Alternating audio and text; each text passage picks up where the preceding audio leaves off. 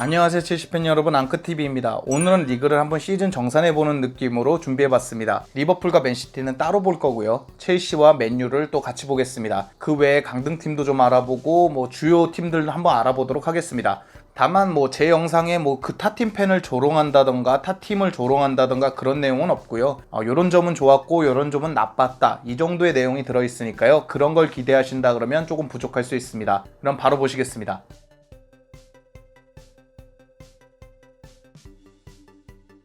한때 맨유는 챔스권을 도전하기가 어려운 팀이었습니다. 유로파랑도 좀 거리가 있었고 10위권 밖까지 밀려났던 적이 있는 맨유이기 때문에 챔스권에 들어왔다는 것만으로도 칭찬받아 마땅한 팀입니다. 제가 울브스 리뷰에서 한 15경기 정도? 그러니까 마지막까지 한 15경기 정도를 맨유, 레스터, 첼시가 각축전을 벌였다 말씀을 드렸는데 실제로도 그렇습니다.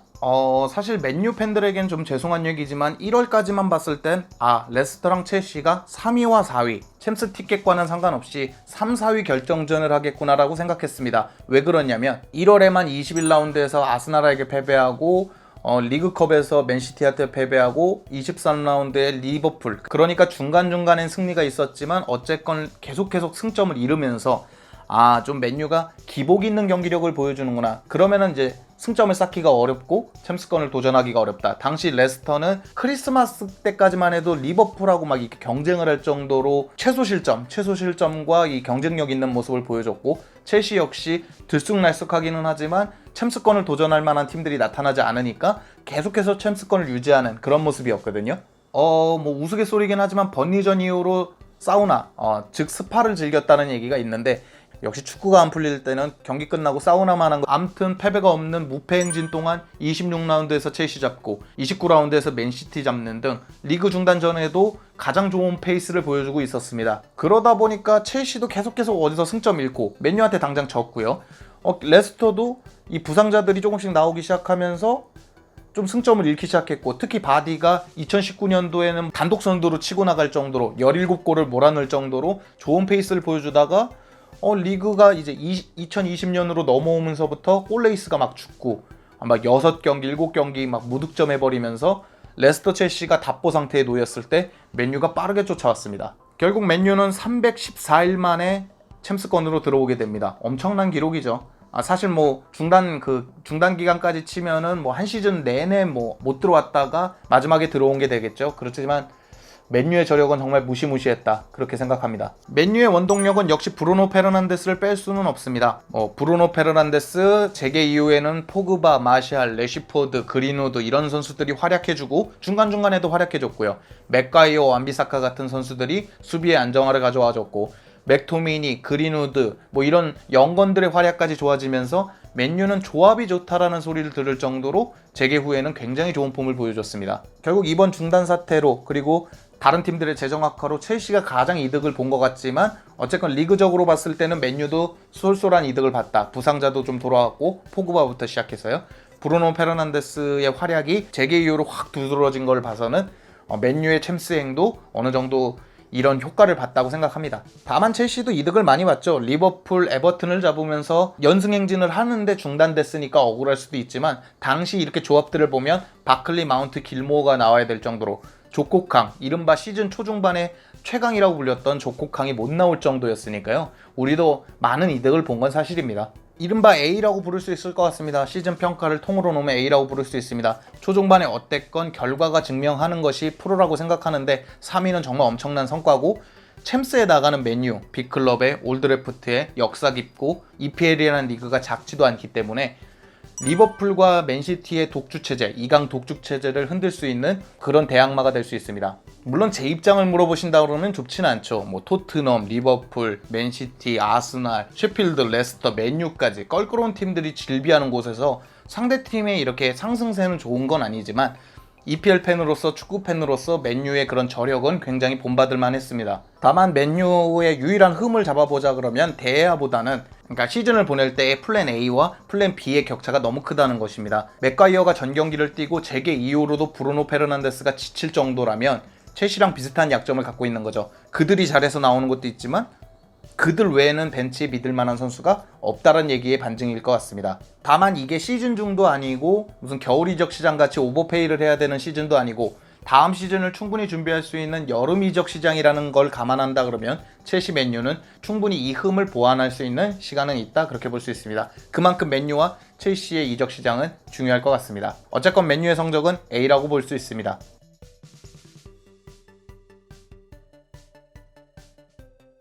첼시의 시즌은 롤러코스터였습니다. 시작하자마자 맨유에게 4대0으로 지고 레스터한테 비기고 셰필드한테 비기는 등 요번 시즌은 솔직히 최하위, 로마니 했을 때 최하위였던 10위, 그거보다 밖으로 나갈 수도 있겠구나. 강등까지는 아니더라도 하위권 성적은 생각을 하고 있어야 되겠구나. 램파드 감독도 초보 감독이고 지금 믿을 만한 선수가 아자르도 없는 상황이었으니까요. 근데 타미, 토모리, 제임스, 마운트 이런 선수들이 터지면서, 영건들이 터지면서 연승을 쭉 가져갔고요. 근데 이게 또 연승만 쭉 가져간 것이냐? 그건 아닙니다. 중간중간 승점을 계속 잃고 약점이 드러나기 시작하더니 막판에는 수비 약점, 케파가 유럽 빅리그들 통틀어서 최하위라는 얘기도 들을 정도로 수비에는 조합이 플랜 A가 없다라는 얘기, 혹평을 들을 정도로 롤러코스터처럼 왔다 갔다 했습니다. 어쨌건 4위로 끝이 났습니다. 이거는 램파드의 공이 아니라고 볼 수가 없습니다. 램파드는 정말 변화무쌍한 감독이에요. 피드백을 잘 받는 감독이기도 하고 철학에 대한 고집도 있고 가끔 의아한 전술, 제가 봤을 때 캉테의 사용이 가장 의아했을 것 같습니다. 6번 롤로 사용했을 때 램파드가 못 쓴 게 아니거든요, 재개 이후. 그럼에도 불구하고 사리 때처럼 박스 투 박스로 좀 더 공격적으로 사용했다는 점에서는 조금 아쉬움이 있습니다. 더 아쉬웠던 이유는 조르지뇨, 코바치치는 사리 체제 때보다 훨씬 좋아진 모습이 보여졌거든요. 특히 조르지뉴는 좀 자유도를 얻었다고 할까요? 사리 체제 때는 엄격하게 사리볼의 일원으로 움직였다는 느낌이라면 램파드 체제 때 초중반은 조르지뉴가 축신이란 얘기를 들을 정도로 좀 레지스타로서의 활약을 좀 많이 해줬습니다. 코바치치 말할 거 없고요. 다만 캉테는 비슷한 롤을 계속 수행하면서 1인분은 해주고 어쩔 때는 1.5인분을 해주지만 여전히 캉테가 잘했을 때보다는 뭔가 아쉬운 느낌? 그냥 수비형 미드필더가 낫겠다, 이런 느낌이었는데요. 어쨌건 램파드 감독은 피드백이 빠르고 상황 대처 능력이 좋아서 챔스권에 들었다고 생각합니다. 문제는 맨체스터 유나이티드하고 비슷합니다. 플랜 A는 확실하지만 플랜 B가 뭔가 아쉽다. 즉 벤치 멤버에 쓸만한 자원들이 없다. 몇몇 선수들의 활약, 그리고 그날의 폼에 의해서 약간 좌지우지되는 느낌? 아자르가 있을 때만큼의 의존도까지는 아니더라도 약간 이 마운트가 터져주는 날, 쉬다운 마운트라 그러죠. 그리고 윌리안, 플리식, 지루가 터져주는 날은 조금 더 수월하게 가져가고, 그것마저 안 터지면 수비는 뒤에는 헬이니까요. 좀 무너져 내리는 모습, 어떤 전술을 들고 나와도 무너져 내리는 모습, 그런 걸 보여줬습니다. 리버풀전이 좋은 예인 것 같아요. 리버풀전에서 램파드는 최소 서너 번의 전술 변화를 가져갑니다. 하지만 어느 거 하나 먹히지 않고 결국 수비가 무너져 내리니까 그대로 경기를 내어줘 버렸습니다. 그럼 이런 얘기를 할 수 있겠죠. 몇몇 선수가 안 되면 어느 팀이든 잘하겠느냐, 당연한 거 아니겠냐 말씀할 수 있지만 그렇지가 또 않습니다. 리버풀전을 그대로 또 예를 들어버리면 첼시가 초반 기세가 나쁘지 않았습니다. 수비도 꽤 괜찮았고 3백으로 좋은 모습을 보여줘서 맨유전을 잡았잖아요. 그 모습을 그대로 들고 나왔기 때문에 리버풀을 위협할 만한 모습들이 간혹 나왔습니다. 그럼에도 불구하고 리버풀은 자신들이 잘하는 모습을 계속해서 보여줬고, 선수가 교체되는 와중에도 체인벌린이 교체되고 누가 나오더라도 그 폼 그대로 가져갈 수 있었습니다. 우리는 플리식이 나오고 안 나오고 확 차이가 났지만 그들은 계속해서 경기력을 유지해주면서 이래서 빅클럽은 경기력의 변화가 없을 때 진짜 강하구나를 느낄 수 있었습니다. 거기다 가장 치명적인 건 일단 센터백, 그리고 수비진, 이렇게 볼 수 있겠죠. 골키퍼까지 포함해서. 아스필리쿠에타 단 한 명을 제외하고 나면 거의 10명에 가까운 선수가 믿을 만한 선수가 없습니다.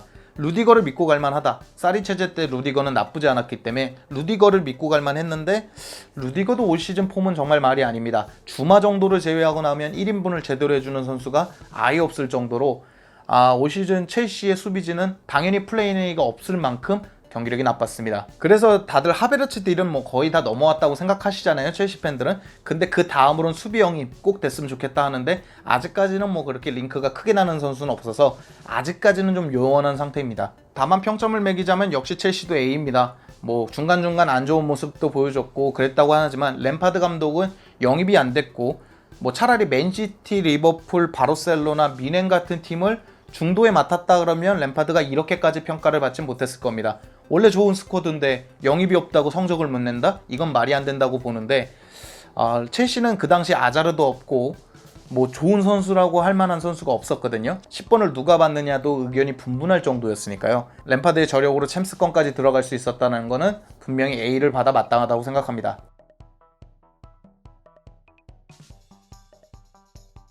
워스트는 딱히 뽑지 않겠습니다. 워스트라고 할 만한 선수가 몇몇 있기는 합니다. 솔직히 맨유도 그렇고 첼시도 그렇고 몇몇 있기는 하지만 뽑지 않겠습니다. 뭐 제가 뭐 선수를 평가하고 그러는 걸 떠나서 베스트는 평가해도 괜찮죠. 왜냐면 잘했단 얘기니까. 근데 못한 선수는 팬들 마음에 다 제각각일 것이니까 한번 이렇게 베스트만 뽑아보도록 하겠습니다. 다만 제가 맨유도 그렇고 첼시도 그렇고 선정 기준은 세 가지를 잡아봤는데요. 기여도, 그러니까 그 경기에 나왔을 때 기여도, 그리고 꾸준함. 이 선수가 뭐 부상도 없고 폼이 오락가락하는 그런 것도 없고, 거기다 세 번째 그 포지션에 대한 것도 볼 겁니다. 그게 뭔 얘기냐면 과연 이 선수가 없었을 때 어느 정도 대체가 되느냐 안 되느냐도 보겠습니다. 저는 그게 굉장히 중요하다고 생각합니다. 대체가 되는 선수면 이 선수도 폼이 좋은데 나가고 새로 들어오는 선수도 폼이 좋다. 그러면 뭐 전술적 폭은 넓어질 수 있지만 누굴 베스트로 뽑긴 좀 그렇죠. 이 선수도 잘하고 이 선수도 잘하니까 그 포지션에서 대체 불가라는 느낌을 주면 좀 점수를 많이 줬습니다. 그래서 첼시에는 아스필리쿠에타를 뽑아봤습니다. 윌리안도 대체 불가기는 했습니다. 근데 윌리안은 좀 기복이 있었고요. 초중반에는 진짜 엄청 잘하다가 약간 중반기 후반기에는 확 꺾였다가 다시 재계기로 살아났거든요. 근데 아스필리쿠에타는 이렇게 전체적으로 놓고 봐도 어디 흠잡을 만한 경기가 많지 않습니다. 마운트도 그렇고 코바치치도 그렇고 약간 임팩트 있는 활약, 지루도 그렇고 그런 활약을 많이 보여준 선수들도 분명히 존재하지만 저는 꾸준한 면에선 또 탕코가 들어가기 때문에 여러 가지로 봤을 때 탕코인 것 같습니다. 게다가 이게 기여도도 엄청납니다. 뭐 전 포지션을 쓸 수 있어요. 골키퍼 빼고 수비의 모든 전 포지션을 쓸 수 있습니다. 센터백으로 3백으로 나올 수도 있고 좌우를 쓸 수도 있습니다. 그만큼 좋은 선수인데 그렇게 48경기를 나와서 4골 7도움을 합니다. 엄청나죠. 도움은 첼시 내에서 2위입니다. 그만큼 정말 잘하는 선수이기 때문에 기여도 면에서도 아스필리쿠에타는 밀리지 않는다고 보고 있습니다. 이 순도도 높습니다. 리그 36경기를 나왔는데 토트넘전 80분을 빼고 나면 전 경기 풀타임입니다. 그러니까 그 정도로 매 경기 나와서 좋은 퍼포먼스 그리고 기여도 많이 해주는데 꾸준한 철광왕입니다. 미워할 수가 없는 선수죠. 베스트로 뽑아 마땅하다고 봅니다. 첼시에서 현재 가장 오래된 선수이자 첼시의 주장으로서 첼시 팬들의 이쁨을 더 받는 것도 있습니다. 다만 89년생이다 보니까 에이징 커브가 조금씩 오는 게 보이거든요. 한참 잘했을 때보다는 조금 내려와 있는 느낌입니다. 대신 이렇게 꺾인다는 느낌이 아니라 좀 완곡선을 그리면서 꺾이고 있지만 어쨌건 나이도 그렇고 조금 세대 교체에 들어갈 만합니다. 윌리안 페드로는 세대 교체를 해야 된다 하면서 아스필리쿠에타는 안 해도 된다 이건 아니거든요. 언제 꺾여도 무방한 나이기 때문에. 하지만 아스필리쿠에타는 여전히 좋은 폼을 보여주고 있고 아스필리쿠에타를 중심으로 수비 개편을 하는 것이 좀 더 보기 좋고 리스 제임스를 통해서 자연스러운 세대 교체를 하면 되거든요.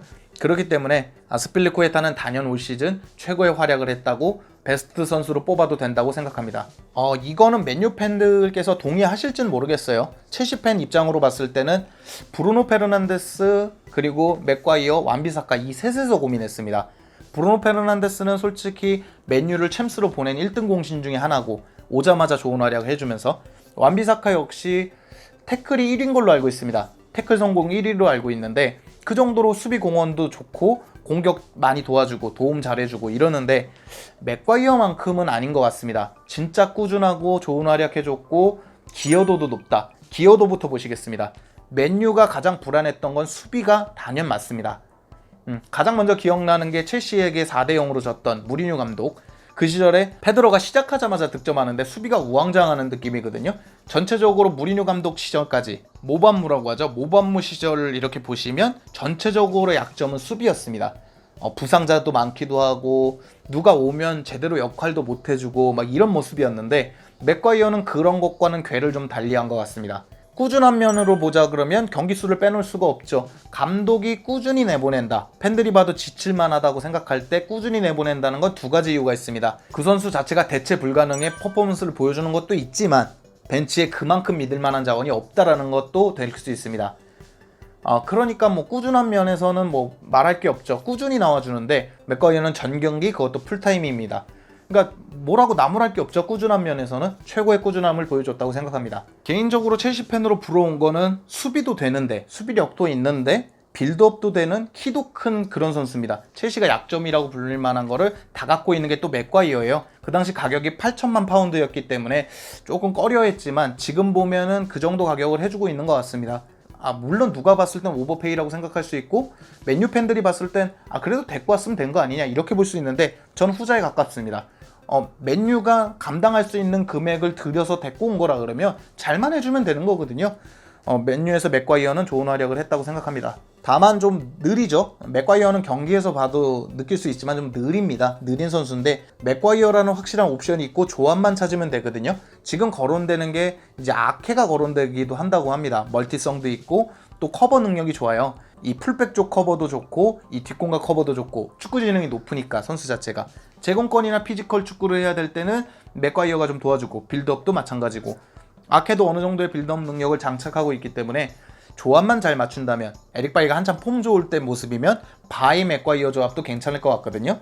그러니까 그런 식으로 찾아나가면 돼서 그런 점도 좀 부러운 것 같습니다. 맥과이어가 들어오면서 완비사카와 맨유는 수비 안정화를 가져갔고 그것이 최저 실점 3위를 하게 만들었고 그걸 바탕으로 브루노 페르난데스를 필두로 한 공격이 활약을 했고 그래서 3위를 할 수 있었다. 저는 그렇게 봅니다.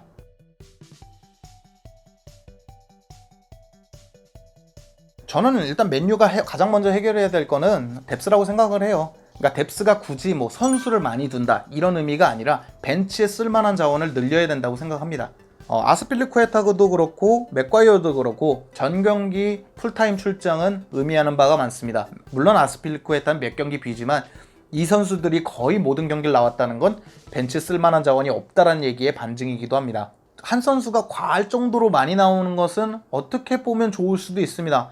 이 선수가 부상도 잘 안 입고 어느 정도의 퍼포먼스를 꾸준히 보여준다는 건 팀으로서는 좋을 수도 있지만 그 선수가 없었을 때의 재앙 이런 거에 대해서는 고민해 볼 필요가 있다고 생각합니다. 제가 봤을 때는 우리랑도 링크가 나고 있지만 우파메카노가 어떨지 생각해요. 수비 범위도 굉장히 넓고 선수 자체가 빌드업도 너무 잘하고 그리고 약간 태클이나 이런 것도 좋아가지고 발도 빠르고 여러모로 맥과이어의 단점을 보완할 수 있는 그런 것도 있고 빌드업이 같이 잘 되니까 시너지 효과도 있을 거고 여러모로 우파메카노도 좋을 거라고 생각합니다. 물론 우리한테 오면 제일 좋겠죠. 공격적 뎁스는 산초가 거론되고 있는데 맥과이어랑 걔를 같이 합니다. 맨유가 감당할 수 있는 금액으로 산초를 데리고 올 수 있다 그러면 충분히 좋은 옵션입니다. 산초는 말이 필요 없거든요. 제가 위에 링크를 띄울 거지만 산초는 설명드린 적이 꽤 있습니다.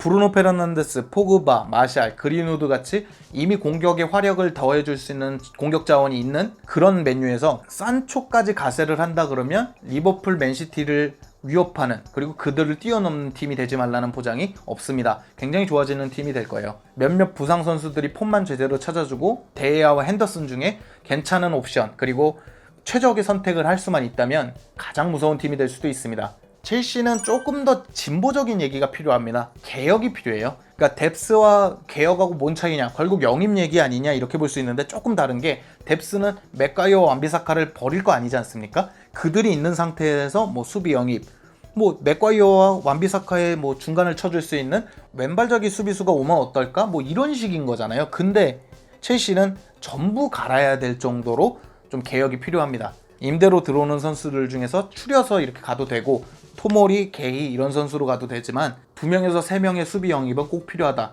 왼쪽 풀백은 1명이라도 영입을 하고 알론소로 가더라도 그리고 센터백 영입은 하나에서 둘은 무조건 돼야 된다 이렇게 보고 있습니다. 거기다 골키퍼 교체까지 얘기가 나오고 있어서 첼시를 이렇게 전체적으로 보면 이 하부 쪽은 전부 갈라라는 움직임도 있습니다. 거기다 공격 쪽은 보관이 좀 나왔죠.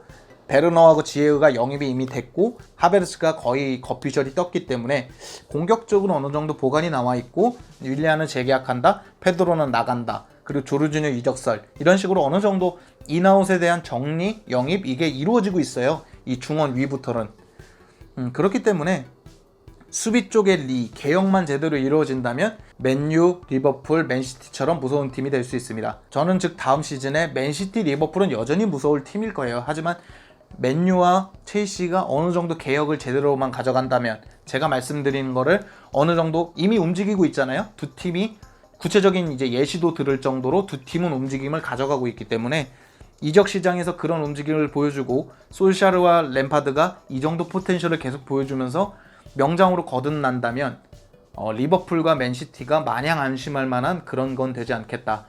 4파전이 될 수도 있겠다 이런 생각을 합니다. 오늘 영상은 여기까지입니다. 다음 영상에는 리버풀과 맨시티 한 명은 우승, 한 명은 준우승을 했지만 뭐가 잘 되고 뭐가 안 됐고 이런 걸 한번 보도록 할 거고요. 전체적으로 9월에 재계하기 전까지 올 시즌을 한번 이렇게 다뤄보도록 하겠습니다. 맨유의 챔스행을 다시 한번 축하드리고요. 첼시와 같이 좋은 경쟁을 했으면 좋겠습니다. 첼시의 단점은 이런 것이 있고 장점은 이런 것이 있고 베스트 선수는 이런 것, 미래는 이런 것이 있고 맨유도 이런 것이 있다고 알아봤습니다. 오늘 영상은 여기까지고요. 즐겁거나 유익하셨거나 도움이 되셨다면 당신의 구독을 기다리겠습니다. 감사합니다.